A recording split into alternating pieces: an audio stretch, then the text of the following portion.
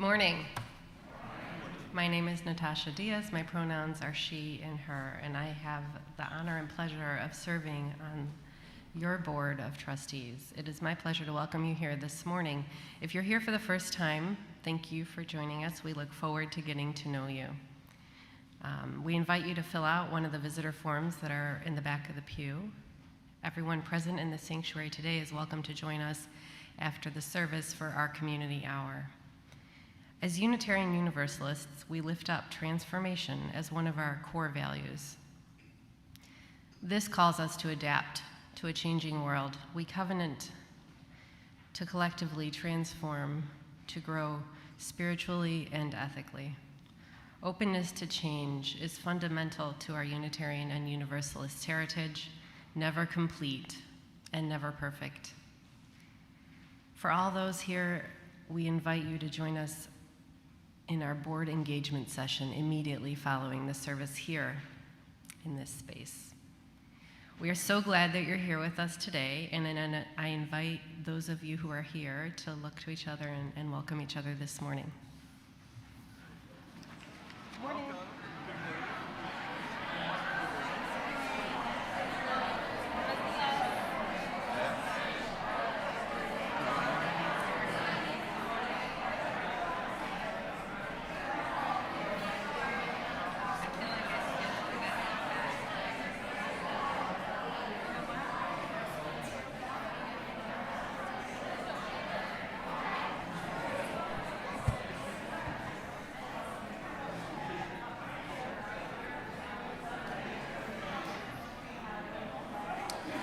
Good morning. I am Reverend Roger, and my pronouns are he, him. A warm welcome to everybody, to those returning after long absences, to those who are here for the first time, and those who have been here more times than maybe you can count. Our chalice lighter today is named Jeanette, and Jeanette loves snow. Jeanette's favorite color is green, and Jeanette especially loves seafood. Let's join in the chalice lighting words. We are Unitarian Universalists.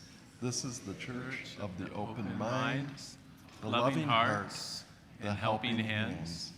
We take care of the planet Earth and each other.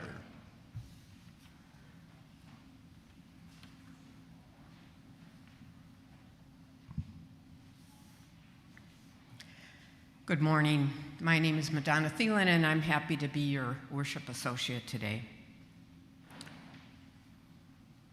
On October 17th, 1989, I was living in Berkeley, California, a student at the Graduate Theological Union there. Around noon that day, I received a very unexpected visit from two friends of mine. They came bearing the news that my youngest brother, Michael, had died that morning by suicide. The shock of my friends telling me this bad news was magnified a few hours later when the Loma Prieta earthquake shook the Bay Area. Suddenly, the world had turned upside down. My plans to fly home to Wisconsin were disrupted because the airports were closed. The freeways had collapsed. The apartment building I was living in had to be temporarily abandoned. How could I cope with this devastating news and this destructive disruption that was overwhelming me? I knew I needed courage, and I had not a clue where or how I would find that courage. I did find spiritual courage in time, mostly because of the example of my parents, who lived a life of purpose and faith. Michael was their youngest son, born to them when they were both in their 40s. One of my older brothers had died 4 years earlier, and now they were burying their second son. How could they face this? They came to me with their deepest Catholic faith concerns. Would they be able to bury Michael in the Catholic cemetery? And would he be burning in hell because of this suicide? I tried to reassure them that God's love and mercy were far greater than any church rule. And gradually, they turned aside from those fears and focused on aspects of their faith that spoke of love, healing, mercy, hope, and redemption. I watched them face their pain and their loss with dignity, never losing sight of the love and the compassion and the goodness that Michael had brought into this world. Their healing, my healing, took a long, long time. But facing the pain with dignity and faith made that possible. Maybe because they had both been raised on farms, they knew that facing the storms of life meant clearing away the damage and replanting hope. May each of us find the spiritual courage we need to face the pain in our lives, and may we plant hope in our world. Whoever you are, wherever you are on your life's journey, wherever you are in the world, you are welcome here. Come, let us worship together. And now I'd invite you to stand as you are able and join in the opening hymn number 34 in the gray hymnals, Though We May Speak with Bravest Fire.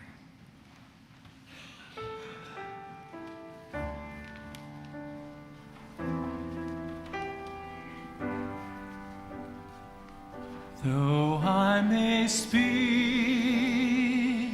with bravest fire, and have a gift to all inspire, and have not love, my heart in pain, as sounding brass and hopeless gain. Though I may give all I possess, and striving soul my heart profess, now having given my all within,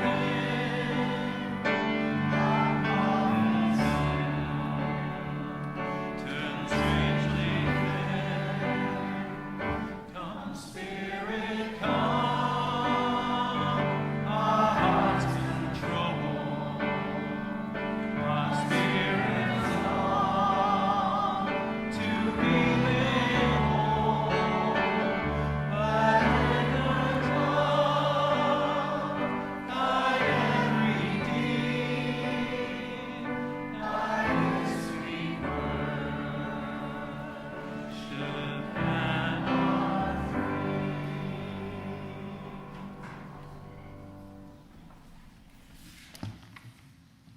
Love is the doctrine of this congregation.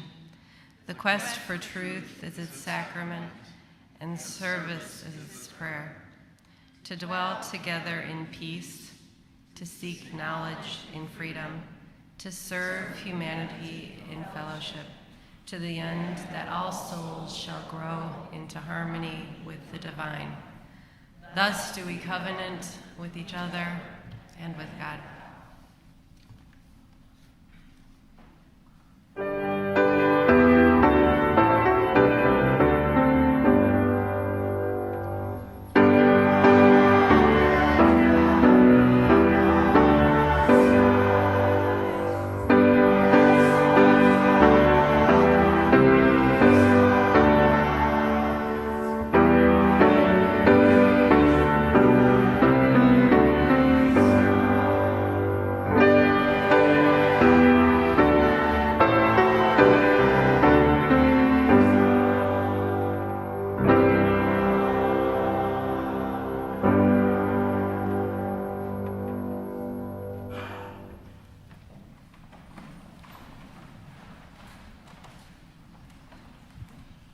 name is Jay Cohen. My pronouns are he, him. I'm a member of the spiritual care team.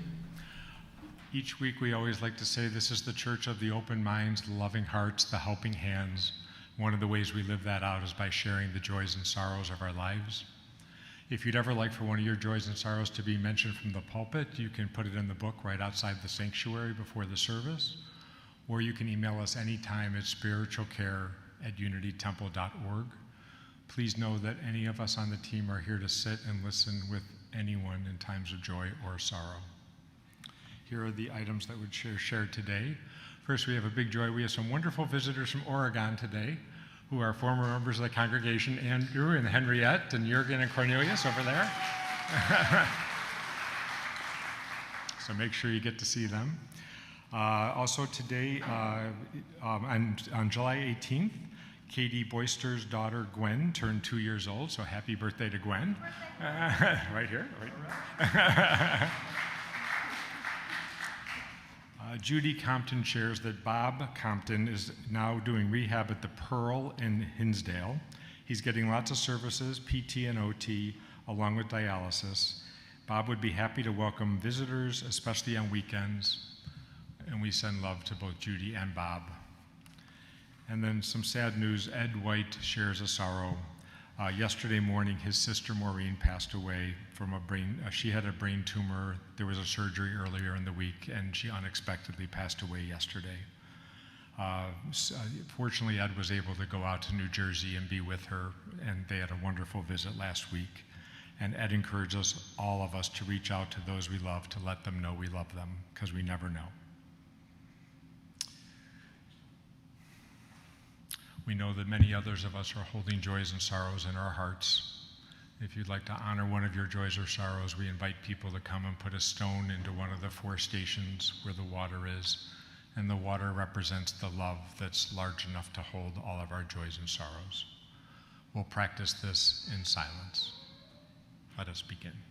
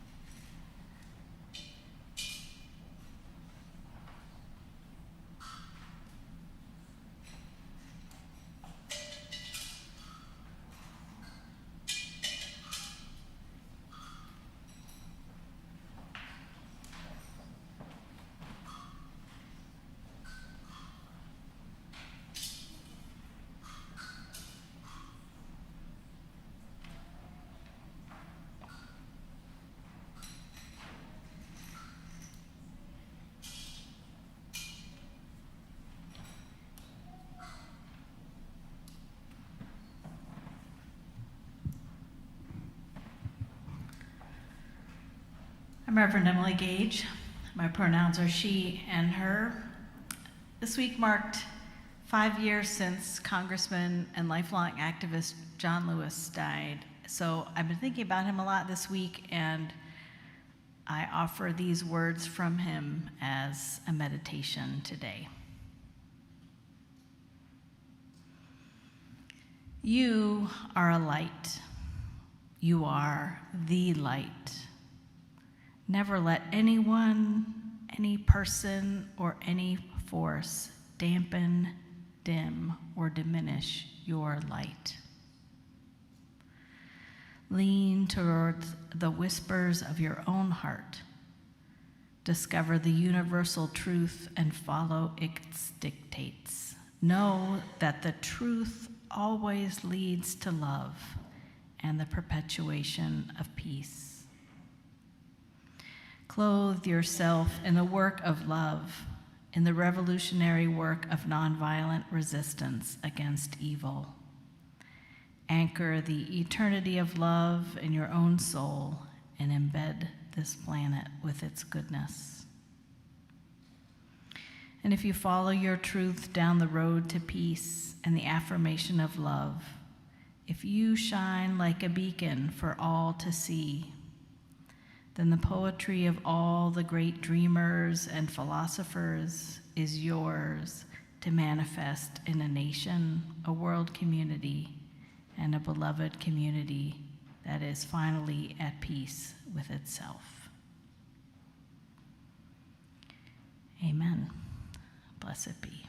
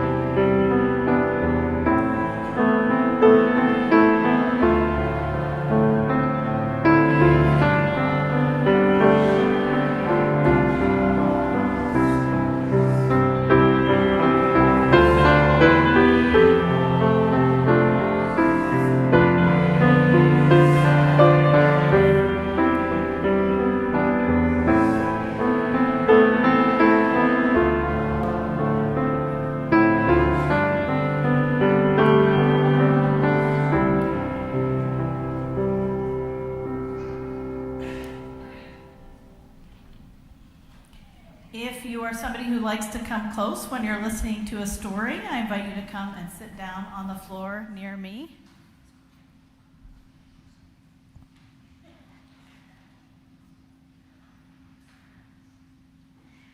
I have a story today that probably a lot of you know, maybe the grown-ups know. It's called The Story of Ferdinand. It's by Monroe Leaf, and the drawings are by Robert Lawson.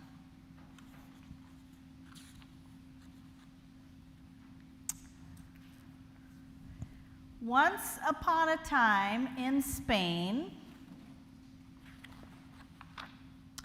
there was a little bull, and his name was Ferdinand.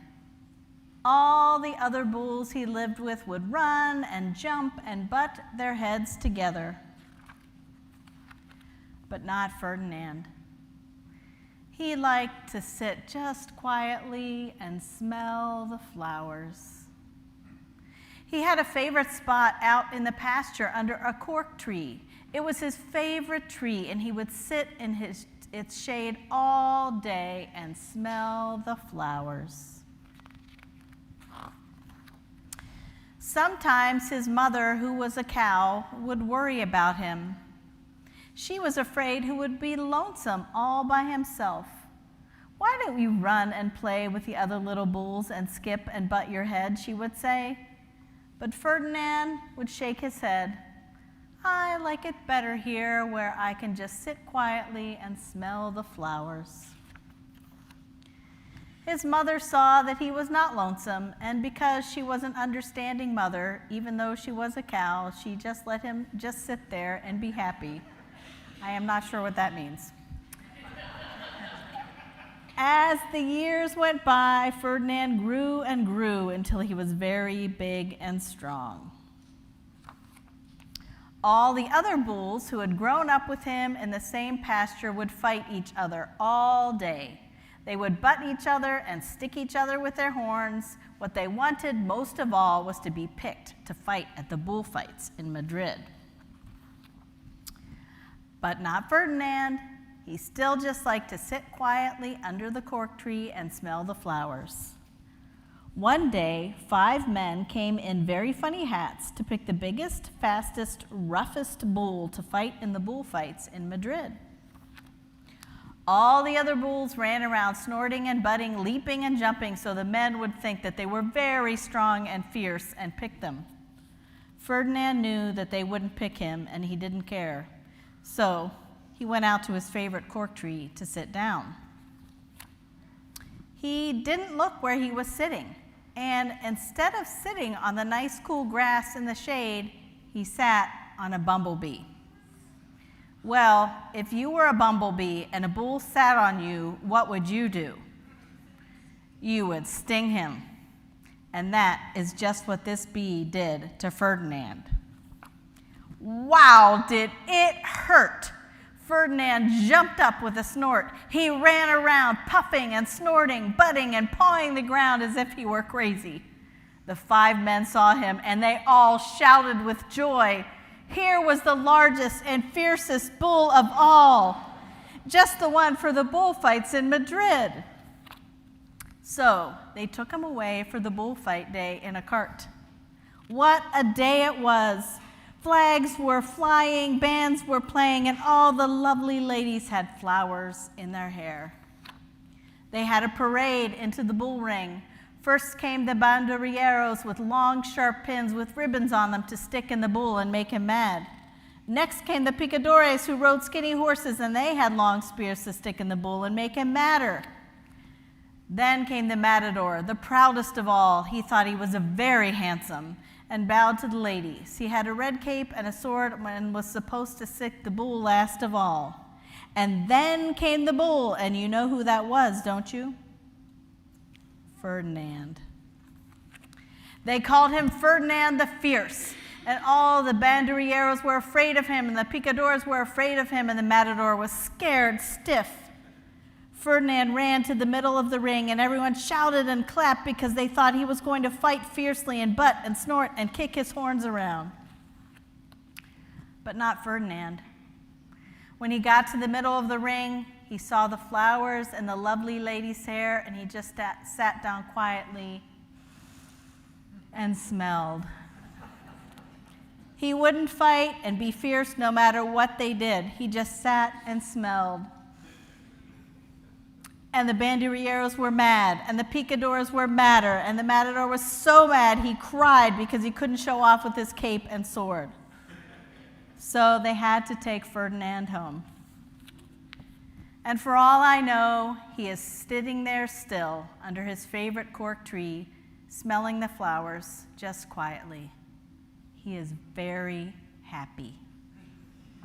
The end. Okay, we're good.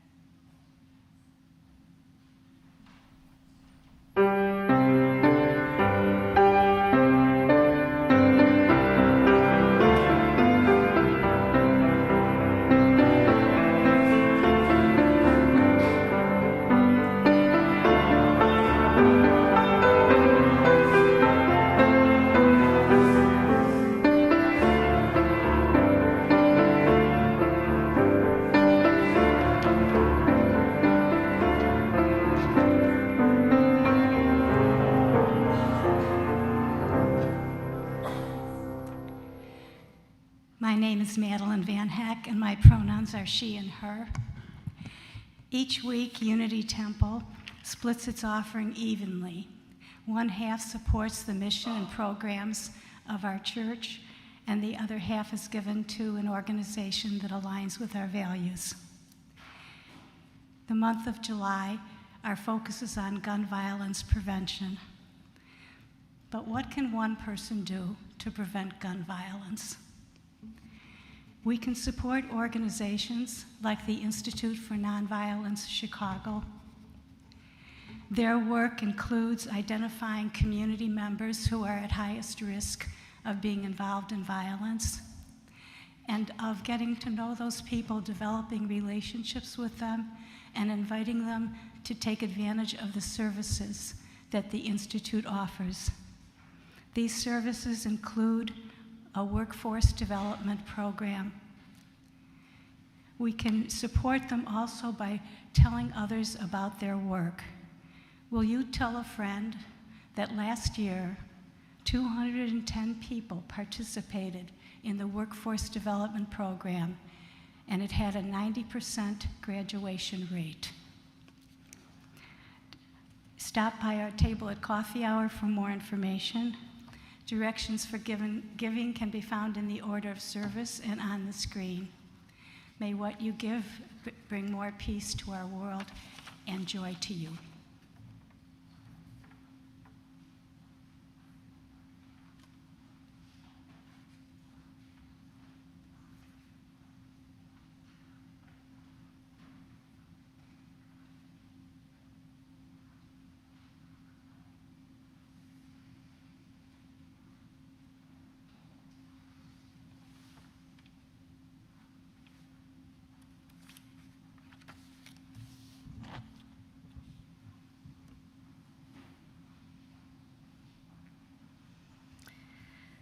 This reading is a poem from Kai Cheng Tom, who is a Chinese-Canadian trans woman, performance artist, counselor, and former social worker. And this poem is it's included in Padraig Tuma's book, 44 Poems on Being with Each Other. And the name of the poem is Trauma is Not Sacred, and Otuma reflects on how the title reminds us that many believe on some level that trauma is sacred, and this is a different and liberating perspective. Trauma is not sacred. Violence is not special. Pain is not holy. Suffering does not make angels. Abuse defines no one. You are more than the things that hurt you. You are more than the people you have hurt. Do not make an altar to your woundedness. Do not make a fetish out of mine. A body belongs to no one. A memory is not made to be eaten. Does it titillate you to hear about assault? If I told you my story, would you swallow it whole? If I confessed my sins, would you feed me to the beasts to purge your own? I will show you mine if you show me yours. We have all seen the darkness, now give us the dawn. Tell me about the joy you keep in the hollow spaces between your bones. Tell me again how you laughed when you realized that you were not wholly unlovable. I'll tell you again how I cried when my best friend told me that I was not a bad person. Remember how we used to count the lines on our palms when we were little? How we used to try to read the future for its gifts. How we used to make lists of the things we would dream of when finally we were free. I will make you a list of the things I'm grateful for. I will sing you a litany of the reasons to be alive. I want to know the songs you wake up for in the morning. I want to marvel at the unbelievable graciousness of your being. I know that I am capable of pouring love like lavender oil into your cupped palms. There is forgiveness like honey pooled in the chambers of our hearts. You are the thing I am most grateful for. All bodies know how to heal themselves, given enough time. All demons carry a map of heaven and their scars. Beneath the skin of every history of trauma, there is a love poem waiting deep below.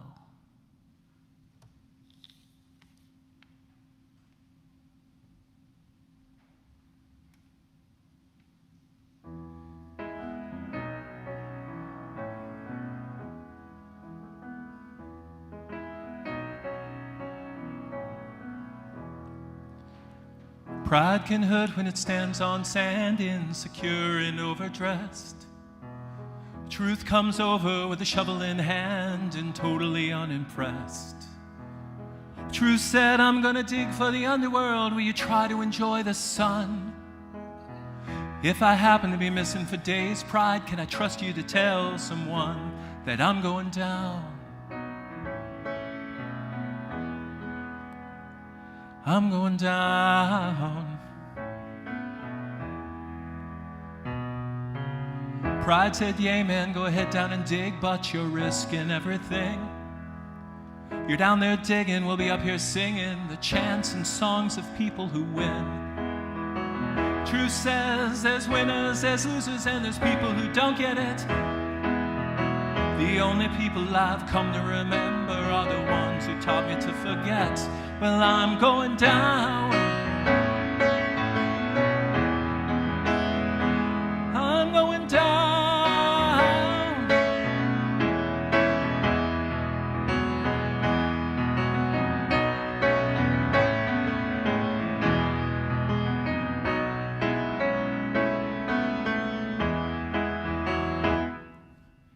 Truth started sticking and the earth started shaking underneath pride's foot. The sand started sinking and pride started thinking, but thinking was an afterthought.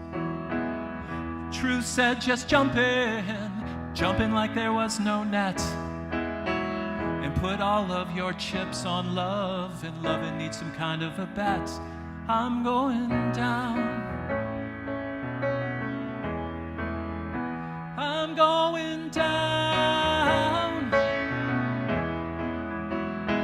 I'm going down.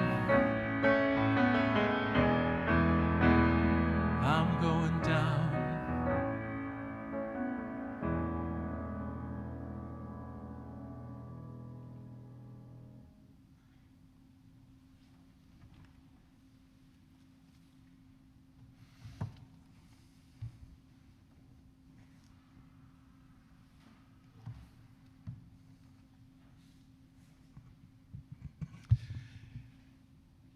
It was a very scary night on Madeline Island, one of the Apostle Islands in Lake Superior. My young kids and I were in a tent, and a storm was raging around us. We had this thing in our family when my wife wasn't there, storms would always rage around us. But this one took the cake. There was wind, rain, the tent was blowing around. But worst of all, there was lightning and simultaneous thunder, and it felt as if the very ground was moving with every thunderclap. Whew. We kept thinking, like, it's gonna pass, right? But it seemed like it stalled over us till finally it lightened up a bit so we could run to the car. Got a little wet, a lot wet, but we ran to the car and felt in the safety of something that had firmer borders than a tent, and rubber tires. So the next morning, we're walking along in the campground. We go by the next site, and there is a woman and a young child. And I say, wow, some storm. Yeah, we noticed it was wet this morning, but we must have slept through it. What? I mumbled something stupid. My kids are like, what is going on? And it occurred to me that, some people find it easier to be courageous than others. Some people find it easier to be fearful. And I'm in that latter group. Maybe some of you are too. When we contemplate courage, we often think of that kind of exterior courage, the images of bravery that you can see in a soldier fighting courageously in a battle, a person fighting cancer tenaciously, even as the disease and the treatment visibly takes a toll, a mountain climber scaling Mount Everest. But there is another form of courage, and I find it as difficult as that external courage. It is that inner self, that inner courage, that spiritual courage, I would call it. It's the courage to face those inner storms that are going on, the losses, the griefs, the oppressions, the sadness, all those things. And when I think about the spiritual path, regardless kind of what our particular path is, it seems like each of the major steps require extraordinary courage, beginning with looking at and knowing ourselves as we truly are. So we need to understand our good points, maybe a superpower or two, but also those parts of us that don't feel so good, the parts that maybe we don't even want to admit in the privacy of meditation or prayer. We need to see it all, to own it all. We need to know that beneath whatever that is, the principles and the beliefs that are central to us, that we hope guide our actions. If you didn't see it, I hope you'll watch the video from a couple weeks ago from our This I Believe service, where Georgina Swanson and Mark Maynard shared about their journeys in those guiding principles for them in their lives. So for most of us, the self-knowledge is a difficult task. Our true self can be buried deep, and sometimes it feels like we're venturing into unmapped, dangerous country. But travel there we must. Or we risk repeating the same mistakes over and over again. At the worst, we risk causing harm over and over again. So why is this voyage so difficult and daunting? Why would any of us forego this journey and heighten the risk of regularly causing harm to ourselves or others? If we take an unblinking look at ourselves, in the words of the 12 steps, if we do a searching and fearless moral inventory of ourselves, we will see things we don't want to see.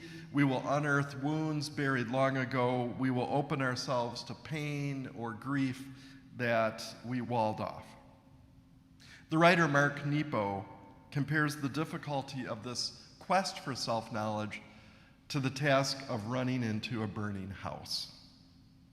We are afraid because it is truly dangerous. It is potentially very costly work. But the potential rewards are indeed so much greater.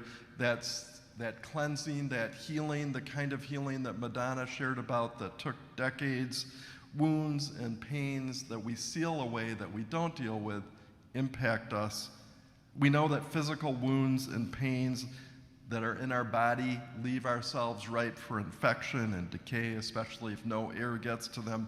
Interior wounds do the same thing. So another reward of self-exploration is that we also, when we stop walling off stuff, we can actually sometimes see our good qualities better. Too often we wall off those too as we quarantine the places of dis-ease within. So we do that work, which is ongoing. Then a second spiritual task that also takes courage is to embrace our whole selves, to love our whole selves, to be our whole selves, even after we've looked so thoroughly at ourselves. Joseph Campbell says that the highest spiritual ideal is to lead an authentic life, that is, to be ourselves fully. Not easy.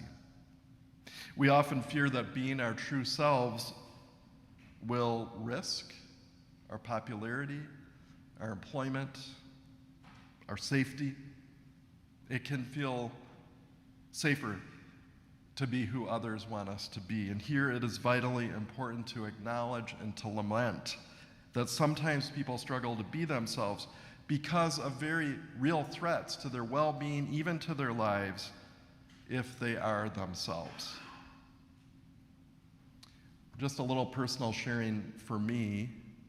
I have felt some social and physical risk wearing nail polish and rings on my toes, especially in the small rural red town in which my wife and I have our home.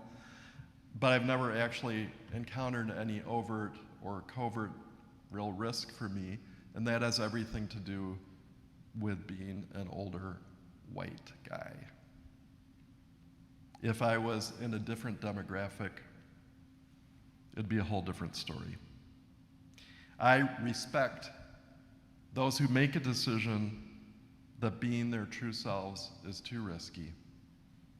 And I lament this reality. And this reality is growing. After it seemed like it was shrinking, maybe, hopefully, somehow. And so working to dismantle this oppressive reality feels like a very central task. Another spiritual task that takes courage is to look at that world outside of ourselves with the same unblinking honesty that's necessary for looking within. It is tempting to view the world only as we wish it would be. We have the capacity to live in denial in our families, in our workplaces, in our communities, in the natural world, particularly those of us who have a great deal of privilege. And at the same time as we take that unblinking look around us, we also need to envision what the world could look like if it could be a world centered on love. What would it look like? And then we need to discern and embrace what small piece each of us can do to help that world we yearn for, we imagine, we envision to come to be. And so that leads to a final spiritual task that takes courage, which is digging into that work of justice and love in whatever way makes sense to us. So knowing yourself, embracing and loving and being yourself, knowing the world beyond you, and imagining a better, more just world, more loving world, and doing our small part, these all take a sense of inner courage. So I've thought for a while about, so what are some ways that we, especially those of us who may be on the fearful side, can cultivate that inner sense of courage?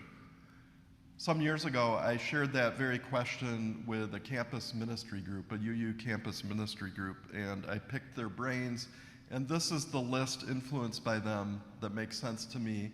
7 things that can help briefly. Understand that our inner journeys are inherently full of trial and error, not perfection. Fear of failure very effectively undermines any courage we have. If you didn't see it, look at last week's sermon by Nina Brewer Davis on perfectionism. Number 6 on my list, try to control anxiety. Nothing deflates courage like anxiety. Number 5, practice welcoming everything. I often think, especially when bad stuff comes, of the Taoist story of the farmer whose son falls off a horse, breaks a leg, then because of that broken leg is unable to serve in the local military unit, which then gets wiped out in a battle, everybody killed. Is this a blessing or a curse, whatever is staring me right in the face? Number 4, look for stories and teachers who can inspire our inner courage. Madonna found that her parents helped inspire her inner courage. It was great to hear Ferdinand the Bull again, because that's a story that reminds us about inner courage. It's a vision of it. Kai Chung Tam's beautiful, moving poem that Emily shared.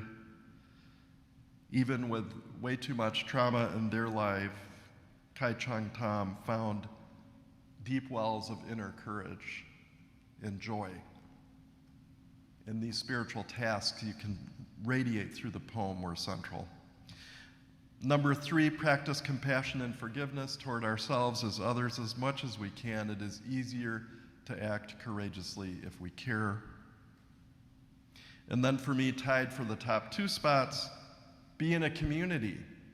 The company of others can encourage, can teach, can support us, and also at times challenge us in good ways. And in so doing, help us muster the courage we need for this inner work. And also tied for first, engage in a personal spiritual practice that can help us in that work of knowing ourselves, embracing ourselves, loving ourselves, and discerning how we can pitch in to help build a better, more loving world. So as I think we say just about every week, and this is not news, This is a difficult moment for our nation and world. For so many individuals, people we love, maybe ourselves, maybe family members, maybe friends, maybe members of the congregation, maybe people we don't know but we hold in love, who are in the crosshairs of oppression and violence. In this moment especially, may we each find ways to nurture our inner courage. May we each find renewed and deeper ways of listening, as John Lewis said, to the whispers of our heart. May we find that courage so that we are able to speak and act courageously in this moment of peril. May we know in our deepest self that, in the words of Kai Chung Tam, all demons carry a map of heaven and their scars. Beneath the skin of every history of trauma, there is a love poem waiting to be born. May we do the work to unearth and surface that love poem. May we do the work, like Madonna's family, of planting and replanting and replanting and replanting hope. May it be so.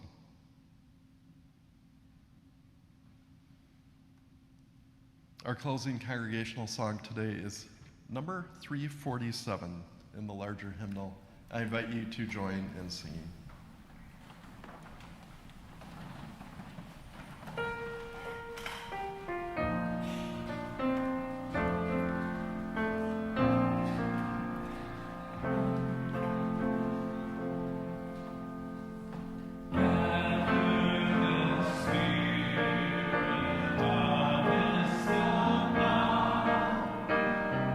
Separate fires kindle one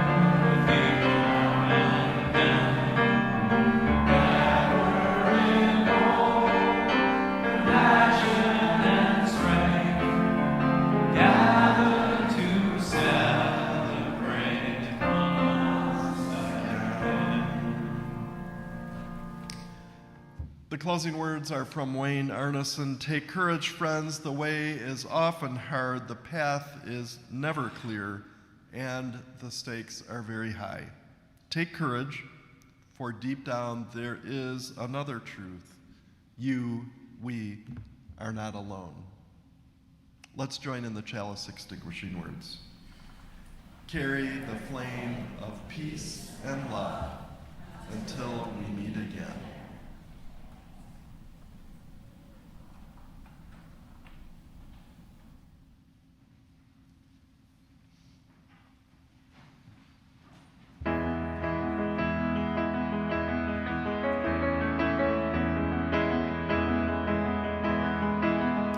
There are moments of dreams I was offered to share. I lived less like a workhorse, more like a slave. I thought that one quick moment that was noble or brave would worth the rest of my life.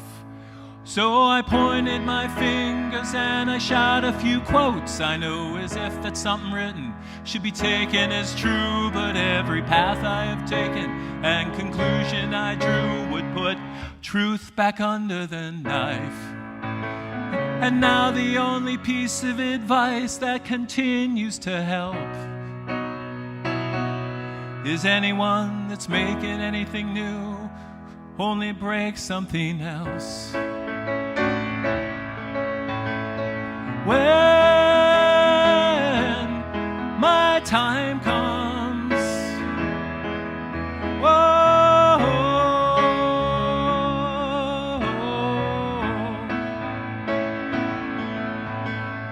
when my time comes, whoa, whoa. So I took what I wanted and I put it out of reach. I wanted to pay for my successes with all my defeats, and if heaven was all that was promised to me, then why didn't I pray for death? And now it seems like the unraveling has started too soon. Now I'm sleeping in hallways and drinking perfume, and I'm speaking to mirrors and I'm howling at moons, while the worst and the worst as it gets. You can judge all the world on the sparkle that you think that it lacks. You can stare at the abyss, but it's staring right back. When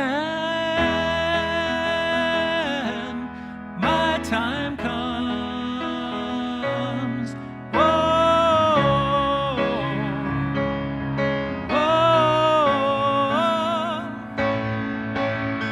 when my time comes, whoa, whoa. You can judge all the world on the sparkle that you think that it lacks.